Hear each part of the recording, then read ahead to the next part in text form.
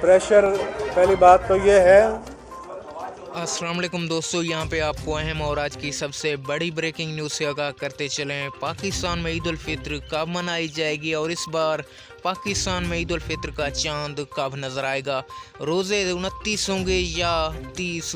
दोस्तों आइए आपको इस वीडियो में मुकम्मल तफसीलात से आगाह करेंगे, लेकिन उससे पहले वीडियो को लाइक करें, चैनल को सब्सक्राइब और उसके साथ बेल आइकन को ऑल पर सिलेक्ट कर लें ताकि इस तरह की वीडियोस का नोटिफिकेशन आपको हर वक्त और सबसे पहले मिलता रहे।